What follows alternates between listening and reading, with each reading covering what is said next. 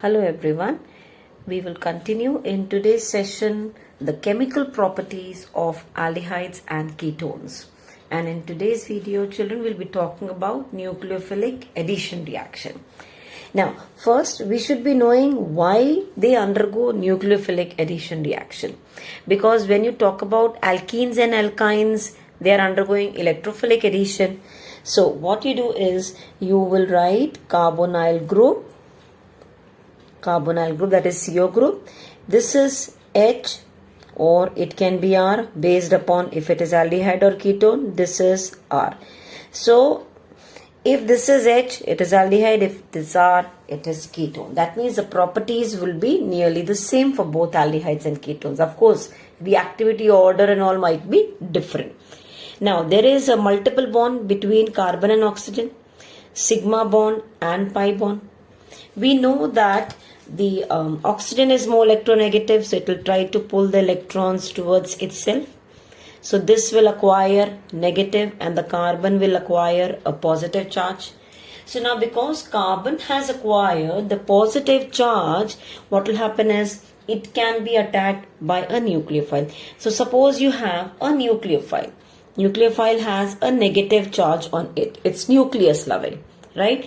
So this will try to attack the carbon atom which is having a positive charge because it is basically nucleus loving.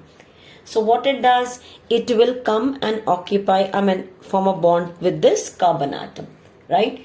So what it does is this carbon, you have R here as such, you have H or R here.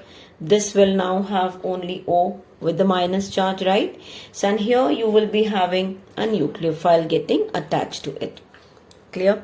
Now, if you check for the first one, that is this structure, the carbon atom is having 3 sigma bonds. 3 sigma bonds means it's having sp2 hybridization. sp2 hybridization, that means we can say it is trigonal planar. It's a planar structure, right? Now, the second thing which is formed in this, the carbon is having 4 sigma bonds. 4 sigma bonds means hybridization is sp3. sp3 means it's tetrahedral structure. That means the carbon atom is surrounded by these 4 groups which are arranged in a tetrahedral manner. It's a tetrahedral intermediate. This is the basic mechanism of the nucleophilic addition reaction. Okay, now sp2 changes to sp3 now. In the last step, this now O is having a negative charge. Right? This O is having a lone pair of electron. You can say it's having a negative charge. Fine. So what it does, this can be attacked by H plus. And when H plus is there, it will definitely form a bond with this O. So you will have this, if I write in a tetrahedral manner form, you will have here H or R. You will have here nucleophile. You will have this as OH. That means this will be the product which is formed. This is called as the addition product, right? This is the addition product which is obtained. Now, in this particular mechanism, this is step 1. This is step 2. The first step is slow. First step is slow because the bond is moving this side and nucleophile is attacking. Now, once O has developed a negative charge, H can get attached to this O very easily. So this will be the fast step. So which is the rate determining step? The first one. This is the rate determining step of the reaction. And now in this, suppose if we are comparing the reactivity of aldehyde with ketone, aldehyde or ketone, which will be more reactive towards the nucleophilic addition reaction, we will say aldehyde. Now, why aldehyde is more reactive towards nucleophilic addition reaction? Because if it is ketone, both will be alkyl groups. Both alkyl groups means more hindrance will be there. So, due to more hindrance, due to more crowding, the nucleophile attack will be not that easily. So, one reason is steric reason. Due to steric reason, more bulky alkyl group. More alkyl groups means the attack of nucleophile is not that effective. The second thing is, why is aldehyde more reactive towards nucleophilic addition? You will write down in aldehyde, less alkyl groups. In ketone, more alkyl. So more alkyl group means each alkyl group we know indicates positive inductive effect. Due to positive inductive effect, it is going to push electrons towards carbon. So when it is pushing electrons towards the carbon atom, the positive charge on the carbon atom will decrease. Positive charge on carbon atom decreases. When the positive charge on the carbon atom decreases, that means the nucleophile will not be able to attack that easily. Nucleophile will not be able to attack. So if you are asked out of aldehyde and ketone which is more reactive towards nucleophilic addition, you will say aldehyde. Two reasons. Due to steric reason, nucleophile will not be able to attack in the ketone. Second, in ketone more alkyl groups. Alkyl groups are plus, they are the groups which indicate positive inductive effect, due to which the positive charge on the carbon atom will decrease. So nucleophile will not be able to attack easily. Now let's take examples of nucleophilic addition reactions. The first is addition of HCN. Now, in whatever things you're going to add on to the carbonyl group, you have to keep in mind that this is going towards O. O is getting a negative charge and the carbon is getting positive. It's partial positive and the partial negative. Clear? Now, whatever you're going to add, in that what is plus and minus?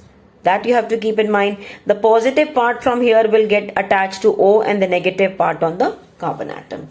Now, before we actually start, we should know this HCN is very weak acid. Because it's very weak acid, this particular reaction is always carried out in the presence of base, NaOH. So it is always carried out in the presence of the base. So what will this base do? It will try to pull the H from here. That means it will form water. Right, and Cn minus will be formed. So now the nucleophile is generated in the presence of, it can be a reason question asked. Addition of HCN is always carried out in the presence of the base. So what will you write? It is carried out in the presence of the base because HCN is a weak acid. To generate the nucleophile, the base OH minus is required. It helps in generating, it catalyzes the reaction to generate the nucleophile. So now what will happen? Once this nucleophile is generated, this nucleophile will now attack the carbonyl group, and always this is going to start the reaction. That means this will first attack the carbon atom, right? So what you will have is C, this one, you will have the Cn, because it's going to take the electrons, will get attached onto the carbon atom. You will have this O with the negative charge. Right? Now, in the next step, you will have this particular species being attacked by, H plus. All these reactions, will be reversible. You will react this with H plus, which was there here, H plus. So that is going to attack here now. You will have this carbon. This will be OH. You will have here Cn. The product so formed is called as cyanohydrin. Cyanohydrin. Suppose you carry out this reaction with CH3CHO, that is acetaldehyde. Instead of this, it will be CH3 and H here. The product will be named as acetaldehyde cyanohydrin. That means whatever you are taking here, the product will have that as the prefix. So if you are using this, you will have the name of the product as acetaldehyde cyanohydrin. If I use instead of acetaldehyde acetone, CH3CO, only thing is these two bonds will be now CH3H, CH3H, CH3H if it is acetaldehyde. If it is ketone, acetone, CH3CH3, CH3CH3, CH3CH3. Okay, that I think you can write down on your own. So if it is with acetone, you will write down the name of the product as acetone cyanohydrin. Fine. Now in this also you have this particular thing as the tetrahedral intermediate, and then you are having the final product. So the mechanism of this reaction is very much similar to what you have done earlier, that nucleophilic addition reaction. First, it is starting with the nucleophile attacking the carbon atom. So you get the intermediate. That intermediate is now attacked by the H plus and you get cyanohydrin. Fine. Now, addition of sodium bisulfite, NaHSO3. Again, you will take a carbonyl group.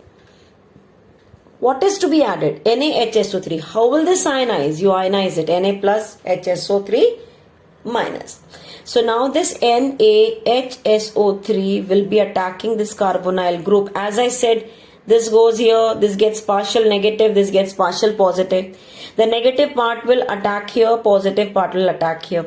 So first step you will write down like this. You will write here at the negative part SO3H here, and here you will write down O and Na. That is the first thing, right? So now in this is the first reaction. It's a nucleophile attacking the carbon. Now what will happen in this is there is proton transfer.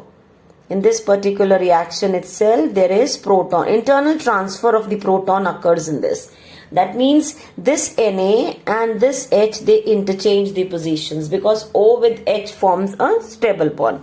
So what will happen here is you will have this, you will have here OH, and here you will have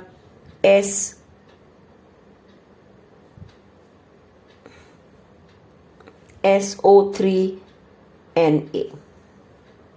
Clear? So this is the product form. The product so form is called as sodium bisulfite addition product. It is the addition product. It is a crystalline. It is the behavior wise, if you check, it is crystalline precipitate. Now this question is also asked. The question is asked like that, the reaction of carbonyl group with sodium bisulfite can be used for separation. It can be used for separation and purification. Separation and purification of aldehydes. Now, how this can be, used? The product which is obtained, that is the hydrogen sulfide addition product that is obtained, is water soluble. This product is water soluble, and it can be converted back into the original compound. It's a precipitate, right? It is water soluble. It can be converted back into the original compound by treating with mineral acid or alkali. Once you dissolve this in water, it will dissolve, and it can be converted back into the original compound by treating with acid or alkali. So this can be used for separation or purifications in case you have carbonyl group present with some other impurity, right? So that impurity will not form the precipitate. Fine. The impurity will not form. Carbonyl group will react with this and form the precipitate. Remove the precipitate, and the precipitate you dissolve in water. Fine, it will get dissolved in water, and add alkali or acid, you will get the pure carbonyl group. So the impurity will separate out by not forming the precipitate itself. It's a second question which I have discussed. One question which I asked you was addition of HCN is always carried out in the presence of the base. Why? The second question which I asked you is the purification. This particular reaction is used for the purification of aldehydes. How? Give reason for it. The next reaction is addition of Grignard reagent. Children, it is the same thing which we have already discussed in alcohol chapter. So for this, please watch the videos which I have already shared for the properties of alcohol. In fact, preparation of alcohols. To prepare primary alcohol, formaldehyde is required. Any other aldehyde will give you 2 degree and ketone will give you 3 degree. So for this, I will share the link along with it. Please watch that video. And the next one, that is addition of alcohol. So this we are going to discuss. Addition of alcohol.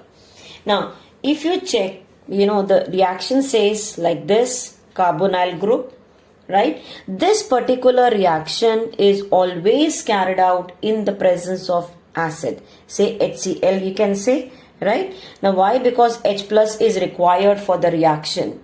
and then you are making it react with alcohol, and when you make it react with alcohol, in the first go you are getting here, if I am taking this as R, this as H, I will be getting here as R, C, H, and here I will be getting O, R. If I am taking this as dash, this will be OR dash, this will be OH. That means in the first go what I am getting is hemiacetal. This is what NCERT gives. You get hemiacetal.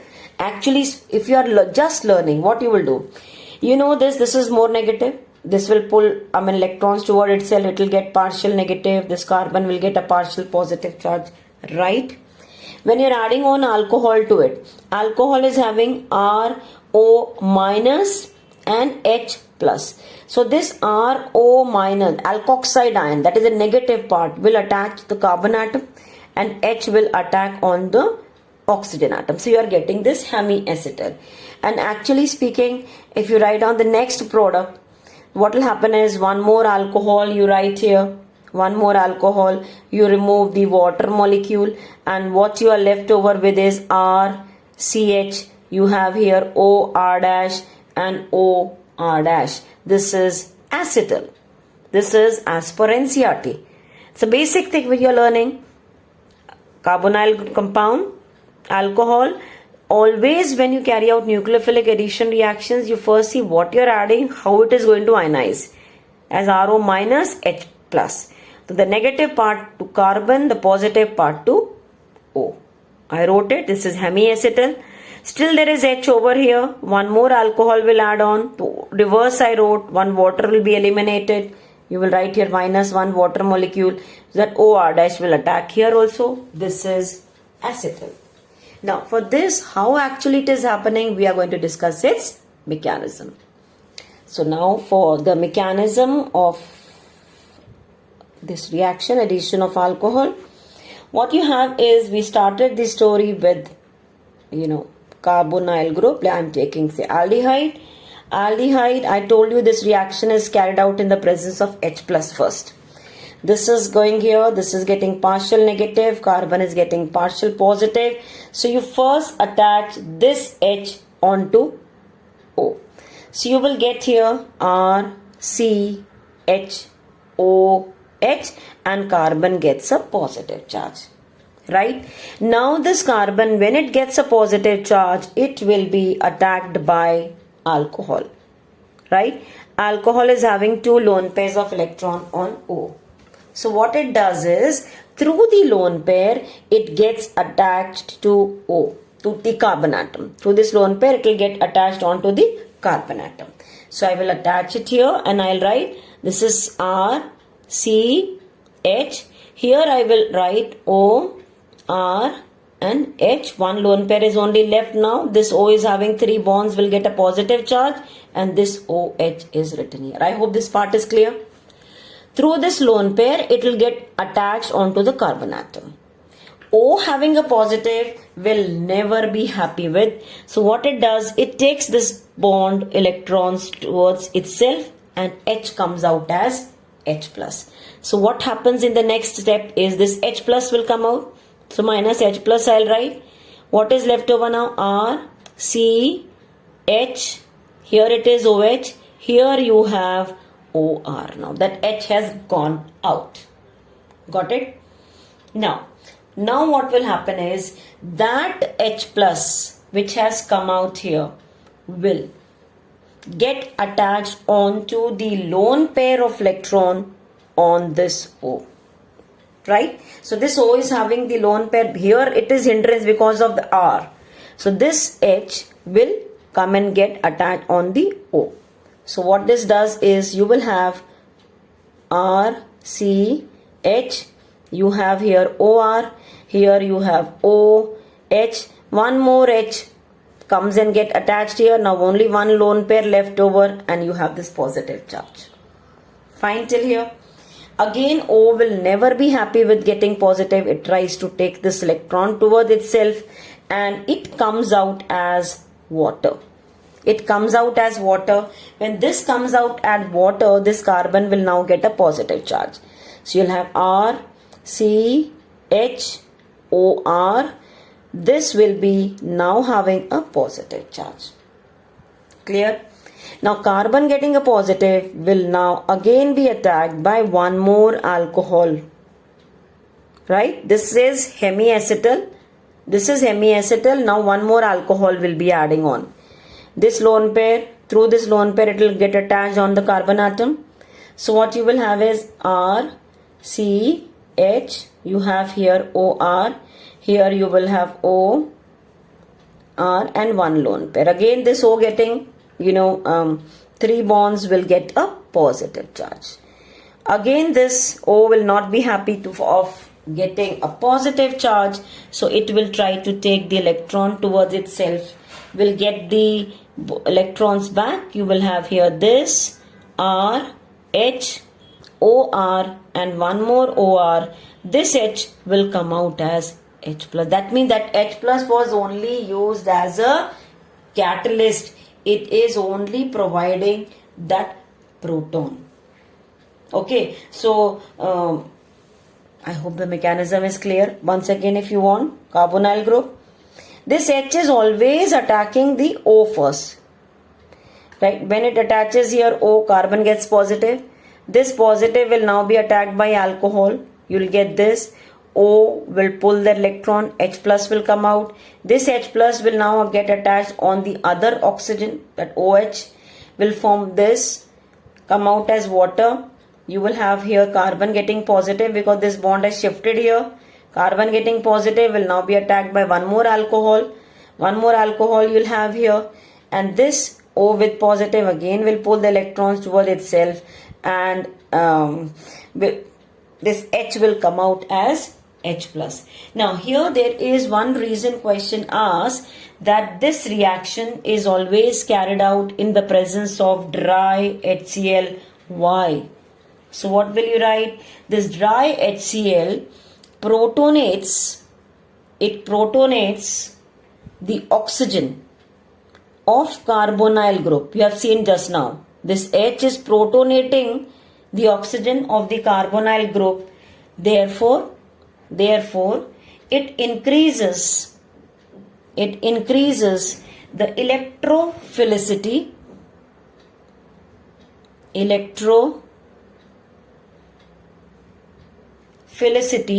of carbonyl carbon. Okay, so what is it doing? It protonates the oxygen of the carbonyl group, therefore increases the electrophilicity of carbonyl carbon, facilitating the attack of nucleophile. The nucleophile can attack easily.